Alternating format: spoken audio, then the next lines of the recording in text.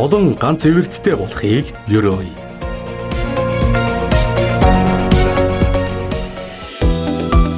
Гарааны бизнес гэдэг нь маш хурдтай өргөжөж, олон хэрэглэгчтэй болж чадах бизнес загвартай төсөл. Олон хүн тулгарч буй асуудлыг технологийн тусламжтай шийдсэн бизнесүүд хурдтай өсөж чаддаг. CoinSeed гарааны бизнес эрхлэгч дэлгэрдэлээ. Бизнесийн ертөнцид эртний домогт гардаг ганц эвэртэй амьтан болох Unicorn гэх ойлголт түгээд 6 жил болж байна. Богино хугацаанд асар хурдтай томорч хөрөнгийн хэмжээ 1 тэрбум долларт хүрсэн технологийн компанийг ганц эвэрт хэмээн нэрлэдэг. Улс орнуудын байршлаар нь харвал ганц эвэртийн тоогоор бүгд найрамдах Хятад ард улс тэргүүлж байна. 2019 оны байдлаар 330 гаруй ганц эвэрт байгаагаас 4-ний 1 орчим нь бүгд найрамдах Хятад ард улс Америк нэгдсэн улсын компаниуд юм. Бид 3 жилийн өмнө Британий инновацийн Catapult компанид ажилладаг Марл хэмээх залуухан монгол мэргэжилтнээс ярилцлага авах боломж олдсон юм. Catapult нь нана болон биотехнологи, сансар судлал, химэл оюун гээд ирээдүйд улс орны эдийн засгийн чадвар, хөгжлийг тодорхойлох салбаруудад инновац нэвтрүүлдэг компани. Өөрөөр хэлбэл Британий технологи инновацийг дэлхийд даяар түгээдэг аж. Марл тус компанид сансрын зайны тандан судлалын мэргэжилтнээр ажилладаг бөгөөд түүнийг Өмнөд Америк болон Австрали зэрэг орны уул уурхайн хайгуулд сансрын зайнаас тандан судлах технологи нэвтрүүлэх төсөл дээр ажиллаж байх үед нь би ярилцаж таарсан юм. Түүнээс хойш бид ойр дотон нөхөрлөж, сонин хачин болоод хийхээр зорж буй ажил үйлсийнхээ талаар санал хуваалцдаг болов. Марл нэг ажил томилолтын ард гараад л капитализмын үлгийн нутаг болох Британий засгийн газар элчин сайдууд нь компаниудаа ямар их дэмждэг туршлагыг хуваалцсан. Нэг удаа сансрын зайны тандан судалгааны технологиг Өмнөд Америкийн хэд хэдэн орны бүх төрлийн аж үйлдвэрт нэвтрүүлэх зорилготой очиход Британий элчингүүд бүх талын дэмжлэг үзүүлсэн тухай бишрэн ярив. Тухайлбал Бразилийн уул уурхайн төлөөлөлтөд уулзах гэхэд өөрсдийн танилын сүлжээгээр дамжуулан хамгийн чухал гэсэн компани байгууллагуудтай уулзалт товлож сургалт хоол, байрлах газар гээд арын бүхий л ажлыг бидний өмнөөс зохицуулсныг би үнэхээр биширсэн. Их Британаас томилогдсон элчин өөрийн орны технологиг нэвтрүүлэхэд стратегийн зүгээс үнэхээр том үүрэг гүйцэтгэдэг юм билээ. Хэрв манай Монгол улсаас томилогдсон элчингүүд тэдэн шиг мундаг ажилдаг, бизнесүүдэд дэмждэг байсан бол бидний хөгжил одоогоос хэдэн алхмын урд явах байлаа гэж бичсэн байв. Гэтэл тун саяхан ийм бахархмаар мэдээлэл Сингапураас сонсогдсон юм. Монголын гарааны бизнесүүдийг дэлхийн тавцанд анхудаа зориглон гарахад Сингапур дахь Монгол улсын элчин сайдын яам хариуцсан ажлаа маш сайн хийсэн байна. Сингапур бол дэлхийн стартап бизнесийн орчин буюу экосистемийн хөгжлөөр олон улсад 15 дугаар бичигддэг бөгөөд Монголын технологийн компаниуд дэлхийд гарах хамгийн дөт зам Тата орчин хэмээн үздэг. 2019 оны 10 дугаар сарын 14-18-нд Монголын стартапуудын төлөөлөл болсон 27 залуу Mongolia Startup Showcase хэмээх 4 хоногийн арга хэмжээнд оролцсонгоо Google компани Аз номхон далайн төв оффист хөрөнгө оруулагчдад бизнес найраа хийсэн нь Монголын гарааны бизнесийн түүхэнд тодор бичигдэх үйл явдал болжээ. Энэ бол Монголын баялаг бүтээгчдийн инновац шингэсэн бүтээгдэхүүн экспортлох олон жилийн мөрөөдөл биелэлээ олсон хэрэг юм. Тиймээс ч баялаг бүтээгчдийг дэмжих холбооны ерөнхийлөгч Даваабаяр Монгол залуус мэдээллийн технологиор дэлхийд өндөр үнэлэгдэж гаднаас хөрөнгө оруулалт татаж байна. Монголчууд оюуны чадвараа дэлхийд үнэлүүлээд эхэлчихлээ шүү дээ. Одоо жижиг дунд үйлдвэрлэл болон стартапуудаа дэмжиж явах алтан боломж төрд нээгдээд байна. Стартапуудаас ажлын байр шинээр бий болж жижиг дунд үйлдвэрийн салбараас төрсэн үндэстэн дамсан том корпорац болохыг үгүйсгэхгүй. Apple, Google, Facebook, Amazon, Uber, Airbnb, Alibaba гэх мэт дэлхийн технологийн авраг брэндүүд бүгд л жижиг дунд үйлдвэрлэлийн салбараас хөгжиж гарсан түүхтэйг бид мэднэ гэв. Ерөөсөө тус холбооны идэвхтэй үйл ажиллагааных нь нэг хэсэг бол шинэ үеийнхний түүчээлэн буй стартапыг дэмжих орчныг бүрдүүлэх явдал.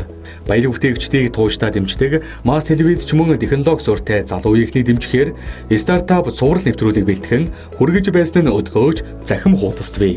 Дэлхийд дахинд гарааны бизнесийн эдийн засаг гэж ойлголт байгаа. Дэлхийн стартап бизнесийн эдийн засгийн багтаамж 2016-аас 2018 онд 2.8 их $80 доллараар хэмжигдэж байгаа нь жилд 20.6% өсөлтөй явааг харуулж байгаа юм. Энэ нь уг салбарын өсөлт 5 жилийн өмнөхөөс 2 дахин хурдтай өсөж байгаа төдийгүй тун удалгүй их долоогийн дотоодын нийт бүтээгдэхүүний хэмжээнд дүүж очихоор байгаагийн илрэл. Мөн 2008 онд дэлхийн 10 авраг компанийн нэг нь технологи суртаа байсан бол өнөөдөр 7 бооч нэмэгдсэн бөгөөд үүний 3 нь захиурийн хөндийгөөс боожжээ. Тиймээс аж үйлдвэрийн 4-р эрен үед улс орнуудын өрсөлдөөний хэрэгсэл хүнд аж үйлдвэрийн салбарыг зүтгүүлэхээс илүүтэй стартап компаниудаа дэмжиж дараагийн захиурийн хөндий тийш чиглэж байна. 2014-өөс 2016 онд тус бүр 4 тэрбум долларын багтаамжтай 29 экосистем дэлхийд даяар байсан бол сүүлийн 2 жилд 46 болж нэмэгджээ. Шинжээчдийн үзэж буйгаар дараагийн захиурийн хөндий болох уралдаанд нэг биш 30 ялагч байх таамаг бий. Одоогоор манай бус нутагт Сингапур улс Азийн захиурийн хөндий хэмээх өргөмжлөлийг хүртэж буй. Араас нь бүгд найрамдах Хятад ард улсын Гуанчжоу, Токио, Сөүл амбицлж байна. Тун саяхан Сөүл хотын захиргаа 2022 он гэхэд 1.6 тэрбум $, стартап компаниудаа дэмжиж санхүүжүүлэхээ амлажээ. Бүгд найрамдах Солонгос улс дотоодын нийт бүтээгдэхүүнээ 455%-ийг судалгаа хөгжүүлэлтөнд зарцуулж байгаа нь дэлхийд өндөр тооцогдох үзүүлэлт юм. Учир нь эдийн засгийн дараагийн тесрэлтийг стартапуудыг дэмжсэн ийм зангилаа төвүүд хийх бөгөөд гол төлөв агсан түвшний аж үйлдвэрлэл, технологичсон хөд аж ахуй, хиймэл оюун ухаан, блокчейн технологид давангайлна гэж үзэж буй. Одоогоос 20 жилийн өмнө интернетийг даган бий болсон .com-ын хөөсрөл нь хөгжлийн асар их боломж хийгээд цонх үеийг бий болгосон ч газар зүүн хувьд зөвхөн захиурийн хөндийд хүрнэж байсан тул цөөхөн хэдэн хүн боломжийг нь ашиглаж чадсан юм. Харин стартапын тесрэлтээс хэн хурдтай, хэн таатай орчин бүрдүүлж, баг болж хоршиж ажилласнаа нь тесрэлт хийх боломж нээлттэй. Тиймээс Сингапур дахь Монгол улсын онц бөгөөд бүрэн эрхт элчин сайд лавгд орж, Монголын мэдээлэл технологийн залуусыг Азийн захиурийн хөндийтэй холбогдох ажлын халуун галыг манаж өрдөж байгаа гол хүн гэж болохоор Монголын стартапууд анх 2018 онд Сингапурт туршлага солилцох хөрөнгө оруулагчдад бизнес найраа хийх Echelon Азийн арга хэмжээнд амжилттай оролцсон юм. Лендмэний толгой компани болох And Global, New Media Group, iHotel гэсэн 3 компани Азаа шилэгдсэн 27 стартапын тоонд багтаж, Монголын залын үеийнхэн дэлхийд гарах төслийг анхлан зүсэж байсан түүхтэй. Харин энэ жил зүүн өмнөд Азийн зах зээлд орох хөрөнгө оруулагчтай уулзах, хамтын ажиллагаа бий болгох, бусад төрлийн туршлага хуримлуулах зорилготой Mongolia Startups Showcase 2019 Axis, Android Lab, Poolbox, iHotel, Lenscigmen, Gamma, Nomad гэсэн стартапууд болон корпорациудын төлөөлөл болох Mobicom, Teso, Outgen Holding оролцсон юм. Олон улсын туршлагаас харахад стартапуудаа тулгуурлан дэлхийд гарахад корпорациудын үүрэг их бий. Стартапуудад шаардлагатай хөрөнгийн их өсвөр, дэмжлэгийг корпорациуд үзүүлдэг бөгөөд эргээд бойжуулсан стартапуудынхаа инновацаар үндсэн бизнесээ дэмжих замаар хоршиж ажилладаг туршлага одоо л Монголд нэвтэрж байна. Тухайлбал Шунхлаа группийн охин компани стартапуудад зориулсан 500 сая төгрөгийн хөрөнгө оруулалтын сан бий болгож байгаа бол Mobicom корпорац дундын офис байгуулж төрөл бүрийн сургалт мэдээллээр хангаж өөрсдийн технологи, инновац хуваалцах замаар гарааны бизнесээ эхлүүлсэн гэж буй залуусыг дэмжихээр болсон. Миний анзаарч буйгаар энэ салбарт хөгжил маш хурдтай явагдаж байна. Утгыг нь бүрэн дүрэн ойлгохгүйч хүмүүрийн амнаас стартап гэдэг үг гарч ёстой мод болж байсан үе буюу 3-аас 4 жилийн өмнө би оюуны өмчийг эдийн засгийн эргэлтэнд оруулах хэрэгцээ шаардлагын талаар нийтлэл бичгтээ хөрөнгө оруулалтыг нэлээд судалж байсан юм.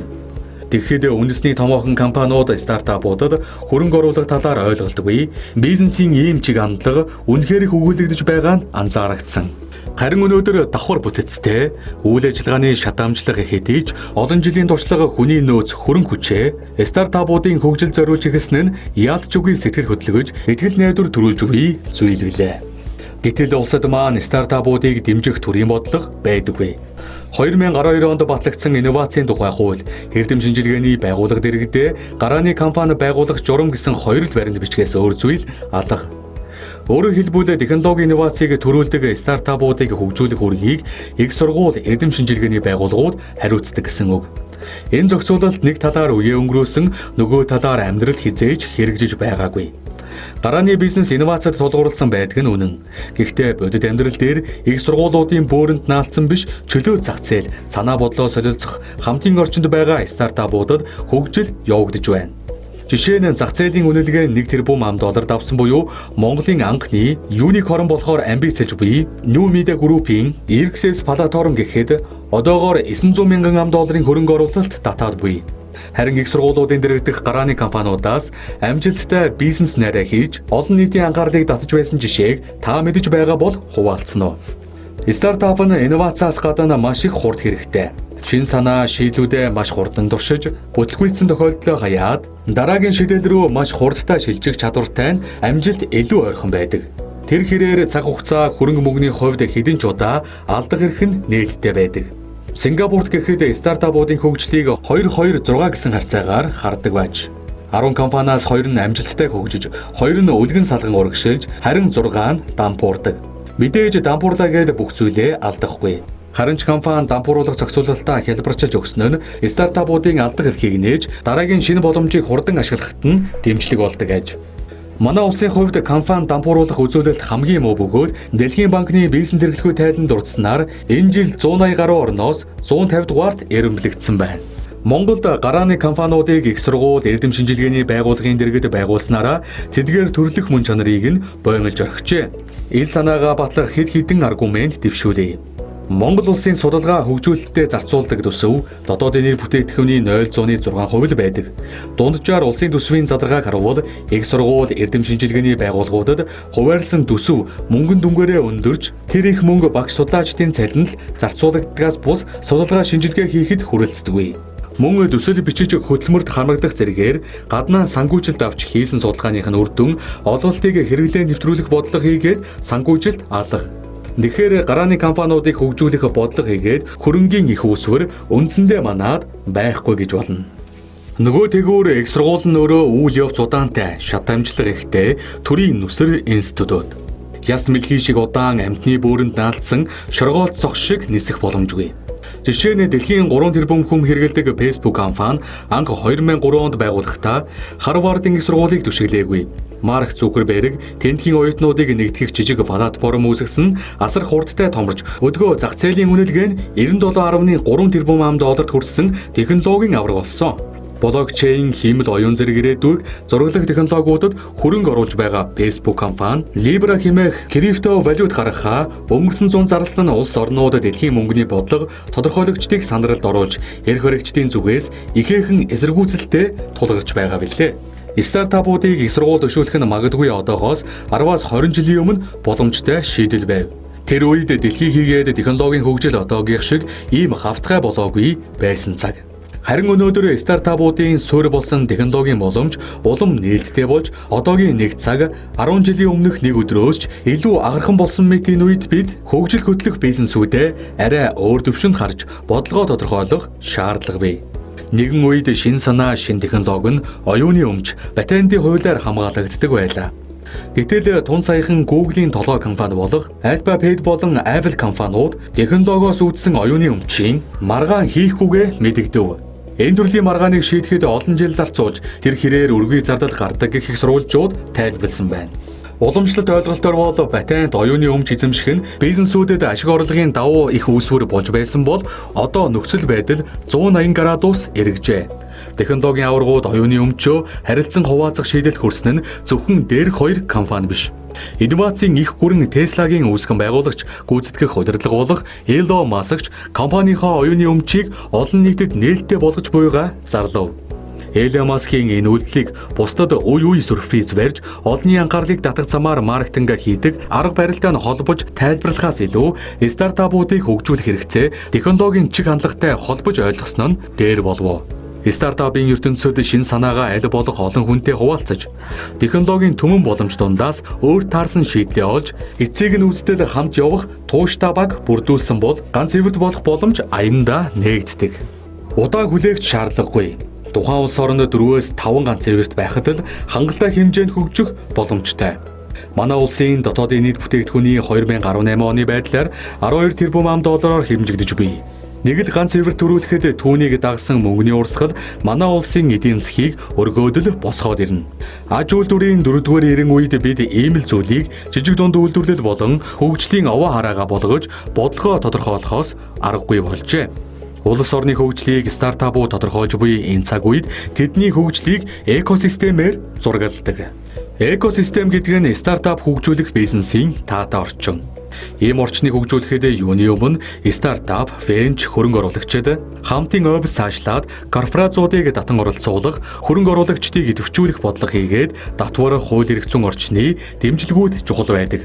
Хэдийгээр стартапын салбарт корпорациуд идэвхжүүлэн оролцож, хөрөнгө оруулалтын шийдвэр гаргадаг туршлага мэдээлэлээ харамгүй солилцож бийж Монгол улсын бизнесийн орчин бүхэлдээ таагүй байна. Дэлхийн банкны бизнес эрхлэхүйн судалгаагаар энэ онд манай улс 7 байраар хурж төрийн хүн суртал улам нэмэгдсэнийг номын эхний хэсэгт дэлгэрэнгүй бичсэн билээ. Мөн баримталсан бодлого чиглэлгүй, эрх зүйн орчингүй байгаа нь манай улс хөгжлийн шин эрэнд ямархуу бэлтгэлтэй байгааг тодорхой харуулж байна. Сингапурд болсон Mongolia Startup Showcase арга хэмжээнд оролцогчдын дуршлаг солилцох уулзалтын үеэр бизнес найраа амжилттай хийсэн залуус монголчуудын технологийн чадвар хаанч голөгдохооргүй байгаа боловч өөрийгөө илэрхийлэх болон англи хэлний чадвар сул байгааг хүлээн зөвшөөрч байсан юм.